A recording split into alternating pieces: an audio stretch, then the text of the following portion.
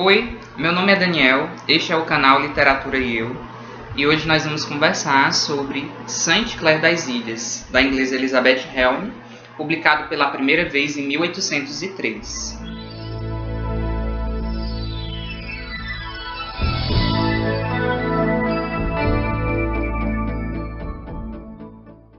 Quem assistiu meu vídeo sobre Oscar e Amanda deve lembrar de uma passagem que eu li de Como e Por que Sou Romancista, do José de Alencar, em que ele menciona alguns dos livros que pertenciam à biblioteca romântica da sua casa, quando ele era adolescente.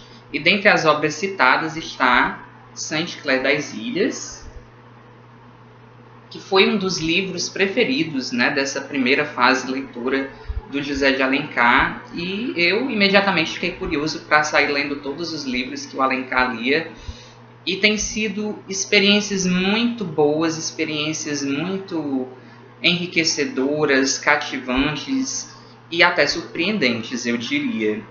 E esse livro tem uma história incrível. Ele vai contar a história desse jovem escocês, que é o Saint Clair Monteith, e ele foi concebido antes do casamento.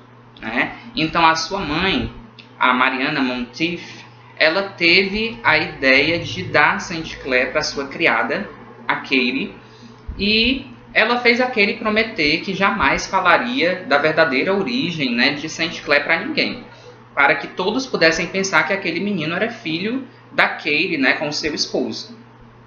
E a criada aceita, até porque a Mariana oferece uma grande quantia em dinheiro para ela e dentre outros benefícios permanentes. Mas o marido da Katie não consente inicialmente com esse plano, selado entre as duas. Ele hesita em aceitar essa proposta tão indecorosa, mas aí de tanto a esposa dele insistir, ele acaba aceitando, e os dois levam Saint Clair para longe. E esse nome Saint Clair em homenagem à santa do dia do nascimento dele, que era Santa Clara. Depois disso, finalmente Mariana se casa com o seu noivo, que era o Conde de Roskilde, e os dois têm o primeiro filho legítimo, então, que é o John Roskilde. Mas o destino vai se intrometer aqui nessa história e vai levar o irmão de Mariana, que é um importante militar, que aqui no livro ele é chamado o chefe, o chefe Monteith, e ele vai aparecer na casa de McCrae, que é o esposo da Katie, e ele vai ver a criança, o Saint Clair, e vai ter uma grande simpatia, uma simpatia assim inexplicável pelo menino. Daí o chefe decide fazer um convite aos pais do Saint Clair para levá-lo numa expedição, onde ele poderia aprender muitas coisas sobre o ofício de militar e tudo mais. E embora os pais do garoto, os supostos pais do garoto não quisessem, com medo de que fosse descoberta alguma coisa, já que eles são cientes de que o chefe é irmão da Condessa de Roskilde, eles acabam permitindo, pelo final das contas. E aí é inevitável o encontro de Saint Clair com a Condessa de Roskilde, com a Mariana. E ela fica super furiosa, escreve uma carta para Katie, perguntando o porquê dela ter permitido que Saint Clair acompanhasse o irmão dela. E a Katie, super arrependida por ter dado permissão, pede que McCrae vá buscar Saint Clair imediatamente. E ele vai e recebe uma proposta do chefe que quer acompanhar de perto toda a formação profissional do Saint Clair e tudo mais. Aí McCrae se enche de remorsos, fica pensando em mil coisas e decide contar logo a verdade para o chefe Monteith, porque ele já não podia mais sustentar esse segredo. E aí o chefe fica super indignado quando ele descobre a atitude da sua irmã e vai questionar isso com ela, e é claro que ela nega na mesma hora, e o marido dela também não acredita em tal história. Daí, para evitar um escândalo, ele decide assumir a guarda do Saint Clair e vai cuidar dele como se fosse seu filho de verdade. E quando o chefe morre, o Saint Clair se torna o herdeiro universal do grande chefe Monteith.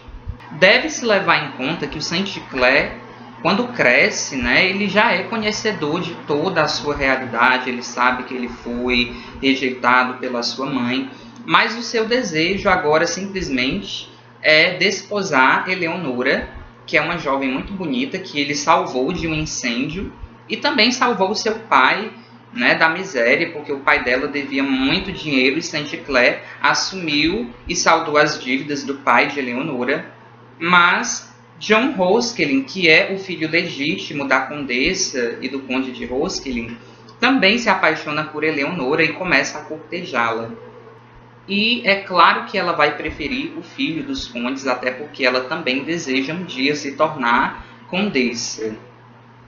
E Saint-Clair não acredita nas fofocas que dizem, né, que Eleonora está dando atenção ao filho do conde de Roscelin. Ele decide então raptá-la porque ele acredita que ela está sendo pressionada pelo seu pai. Mas aí ela conta para ele que descobriu que ele não é um nobre legítimo, ele é filho de pessoas que enganaram, que ludibriaram o grande chefe Montife, fazendo ele acreditar que Saint-Clair fosse realmente da família sem ser. E quando ele percebe que a Eleonora não acredita na sua palavra, ele decide então devolvê-la, levá-la de volta para a sua casa, né? Permite então a união dela com o John Roscelin. Mas agora Saint-Clair terá uma outra preocupação, porque o pai de Eleonora o denunciou perante o rei e agora ele vai ser julgado pelo rapto da Eleonora, e os condes de Roscelin se aproveitam da ocasião e o acusam de ter usurpado a herança do grande chefe Montife. E aí o que é que acontece? Ele é perdoado pelo ato do rapto, porque tudo se explica, mas ninguém acredita que ele realmente seja um Montife, por conta da grande e louvável reputação que tinha a condessa de Roscelin. Todos acreditam que tudo foi mesmo uma farsa de McCrae e de Katie. E por esse crime de usurpar a herança alheia, ele é desterrado para a ilha de Barra, no arquipélago das Hébridas, né, que fica na costa oeste da Escócia. E aí ele se resigna e está disposto a cumprir a sua pena, mas quando eles pedem a espada de Saint-Clair, ele se sente indignado, né, em ter que se desfazer de suas armas. Ele encara aquilo como uma afronta e ele reage violentamente. E aí começa uma luta inesperada aqui no meio do julgamento, e os amigos de Saint-Clair vão em seu favor e acabam sendo prejudicados também por isso. E aí eles também são desterrados junto com Saint-Clair para a ilha de Barra. Aí na ilha de Barra, esses homens vão se reunir, vão se aliar aos ilhéus, né, que residem o lugar, e vão construir uma grande fortaleza, porque Saint-Clair tem muita sede de vingança. Ele quer se vingar de todos aqueles que confiscaram os seus bens, porque ele tem os seus bens confiscados, né? A herança supostamente usurpada passa para os condes de Roscelin, e ele quer justiça. Enfim, ele quer vingar-se de todos que lhe prejudicaram.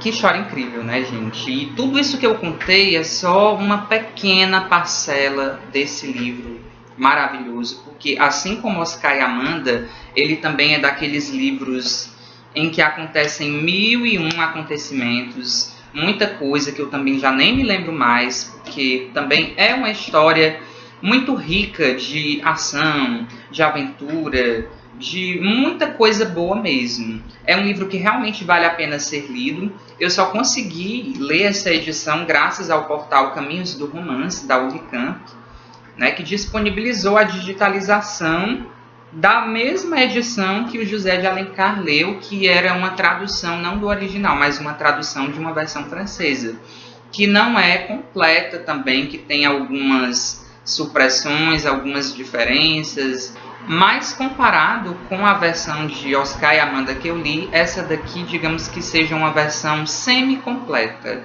É só o texto que está um pouco mais enxuto, mas aqui está a obra, bem dizer, completa, né? São 3 volumes que eu encadernei aqui nesse livro, totalizando aqui mais de 900 páginas, e tem muito pano para manga nesse livro. Realmente é uma história que merece ser lida, porque não é uma leitura cansativa, não é uma leitura desagradável, você fica preso de um capítulo para o outro o tempo todo, você não sossega enquanto você não termina essa história, que é realmente fascinante. E uma dificuldade que eu tive na leitura dessa edição, além da qualidade estar muito ruim, né, a qualidade das digitalizações, é porque isso aqui é uma tradução portuguesa de uma versão francesa, ou seja, tem mesmo algumas alterações, e por ser uma edição de 1827, né, provavelmente foi realmente a versão lida pelo Alencar, o texto ele é todo misturado, as falas dos personagens com a fala do narrador,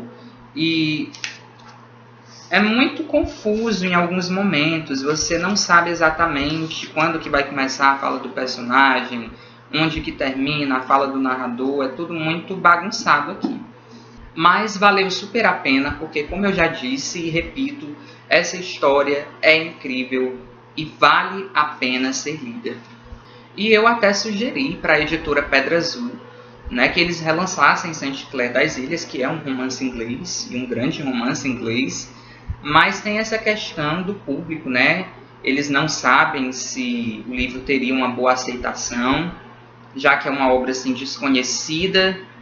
E assim, gente, eu estou aqui aproveitando a ocasião para fazer um apelo para que vocês entrem em contato com a editora, né? Se você gostou da história, se você ficou com vontade de ler o livro, né? Mandem e-mails para eles solicitando uma tradução de Saint Clair das Ilhas, porque podem ter certeza que é uma obra que merece ser lida mesmo.